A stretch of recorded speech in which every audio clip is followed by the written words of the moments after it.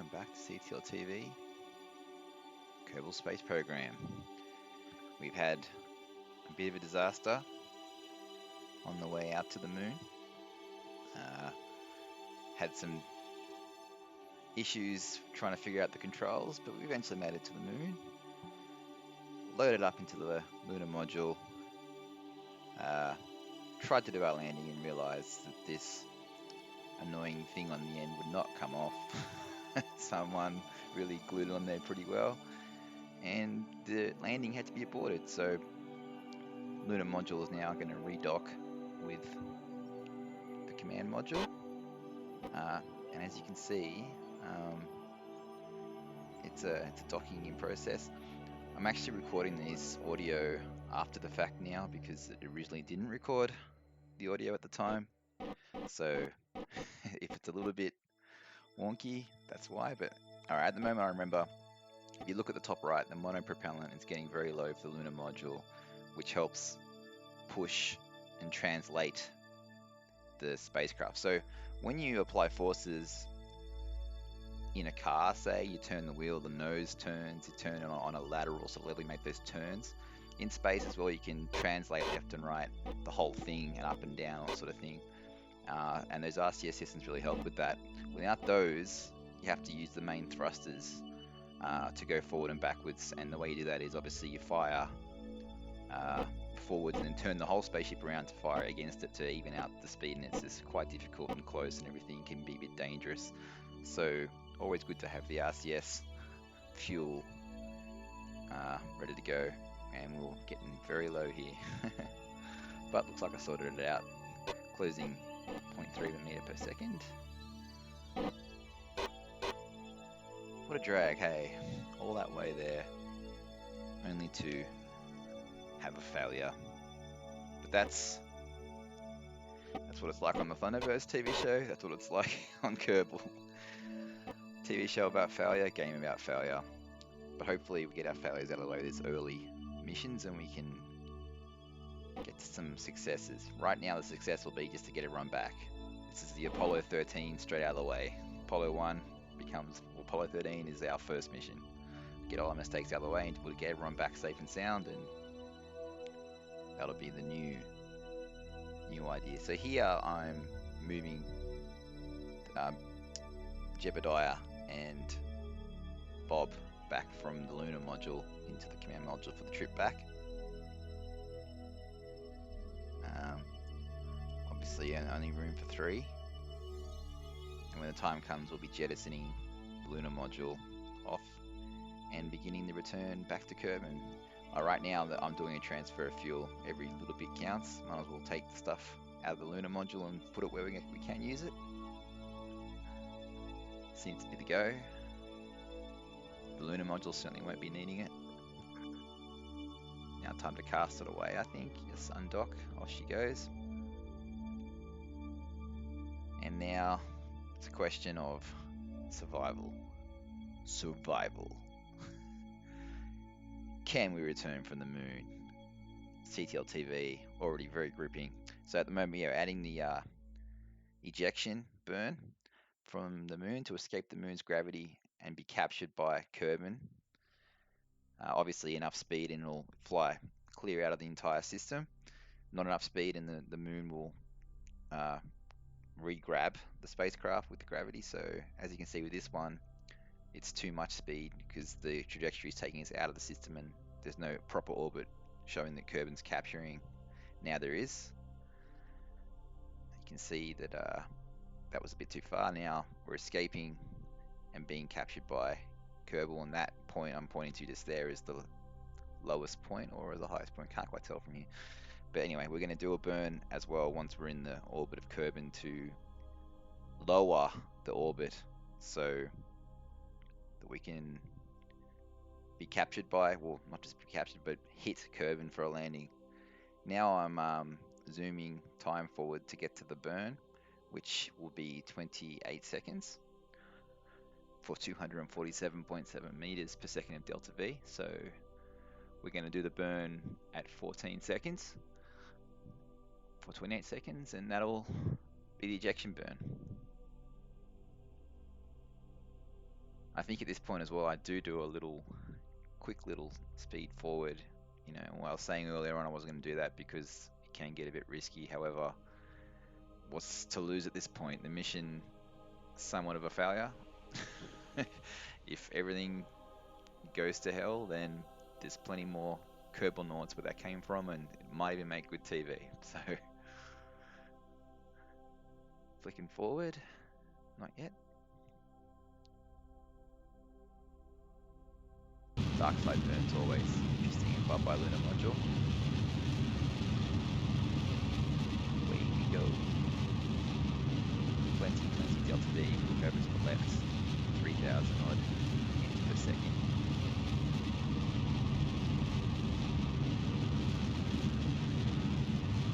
We've got top of the nav ball there as well. The orbital speed accelerating. And I'm not sure exactly what point, but you could figure it out what point the escape velocity would be. So now we can see the actual we got. We are escaping and it's going to join with the orbit, and that is the periapsis. That's the low point. We're going to put our burn there. That will be where we're going the fastest, and it's just we got plenty of delta V, so it doesn't really matter. So we can burn just to hit the planet and use the atmosphere to slow us down, or we can try and do a nice more controlled. We can even sort of go into the orbit and then lower both sides and then slowly bring it down. But Kerbin having atmosphere aerobraking is possible, so we're going to try a bit of that.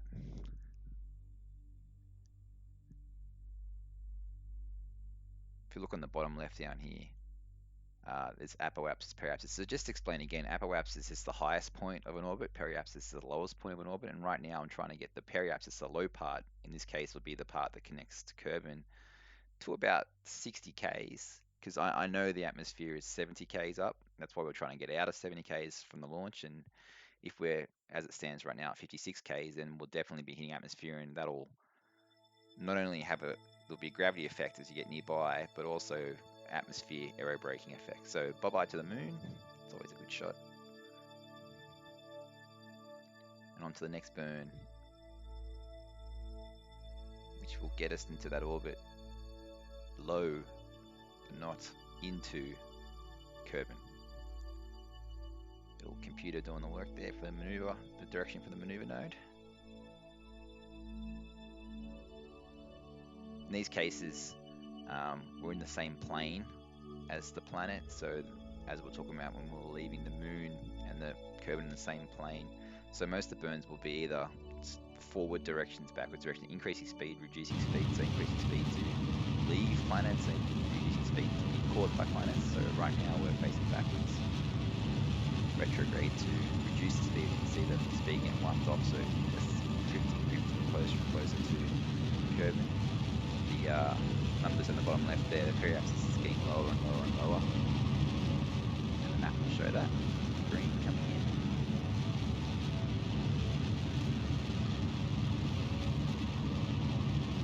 Just relax. There's some little funky errors there as the computer's calculating the intercepts with the moon. Confused. So 2 more seconds to burn. And didn't quite get it first time, so a little bit extra on low throttle setting. So we're down to 50, 58 Ks up. Not bad. And now we're going to try and fast forward to this area. Now this is also a little bit iffy sometimes. You don't want to go too close with your warp because it's not 100% trajectories. Like sometimes it can be a bit off, like 50 Ks of periapsis can be modified along the way here. It's a bit of the space cracking, messing with the settings, and yeah, you want to give yourself some time to adjust for errors. Kerbin's looming. Such a beautiful game though, isn't it? As you can see, that's exactly what happened here. For some reason it pulled us out there. The green line connecting the capsule to the Kerbin is the communications link. if you have relays and things, it'll show you where all the signals are going. All right, now we're getting closer. So at the top, you can see we're 300 k's up, coming down very fast, orbital speed 2,600 meters per second. The plan was to, use a bit of aero braking. It looks like like I was saying, the calculations are pretty off, and we're actually ending up not just aero braking, but completely ballistic trajectory going straight into the planet. So I tried to do a little acceleration to see if we could try and push the trajectory off the far side and just try and get round towards the ocean side and catch a bit of atmosphere rather than the dirt, but it wasn't happening, so that was not worth it. Now I'm going through the process of trying to tuck everything in for landing, because as you can see at the top, that altimeter is really wiping off the altitude very quickly, and yeah, that was obviously not what we wanted, so the action groups weren't working as we wanted. Retract the boom. Very cool. Close the doors, fold in the antenna, fold in the solar panels, and yeah, really dropping quickly now, 160 k's, turning around retrograde to get our burn on, try and wipe some speed off.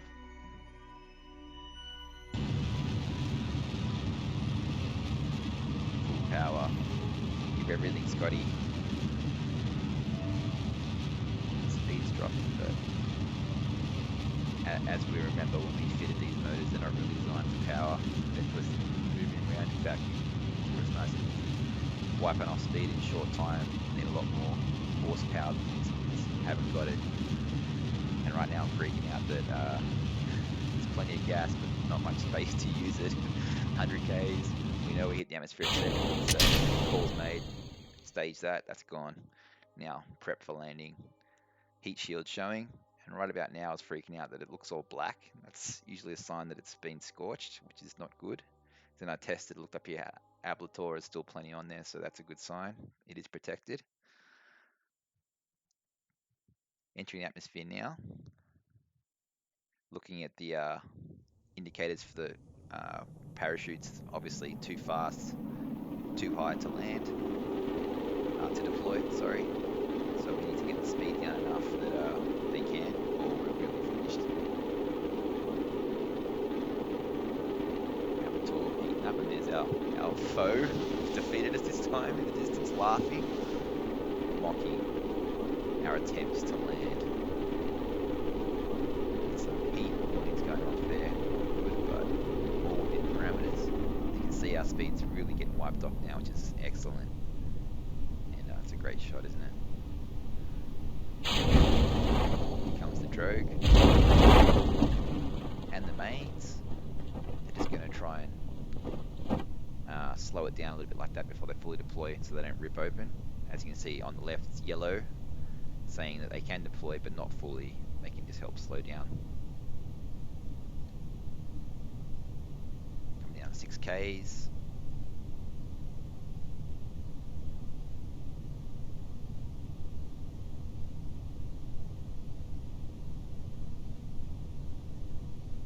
Four and a half k's. Just wondering if this one is going to deploy. Drogue's fully deployed now.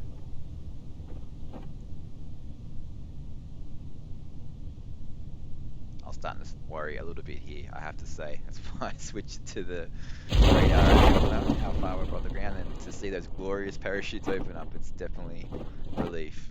Here's the view from in the capsule. Everything's okay. What a surprise. Didn't see that coming. I really thought that I'd messed up the pressures for deployment, because honestly, if you remember, we didn't look at that. The default, they should be opening earlier, actually, at a K, so all's well that ends well though, and safe descent, perfectly controlled. Let's make sure that we don't land on a mountain, and I speed up time here, checking the rate of descent 6 meters per second, fantastic. Obviously no landing gear in this capsule, so nice soft landing for our brave, but ultimately unsuccessful Kerbal nauts. we will be back, damn it. CTL TV will be back, and we'll have some more perilous missions with some more unbelievable failures, I'm sure. So there we go, touchdown. Lovely. Thanks so much, guys, and we'll see you next time.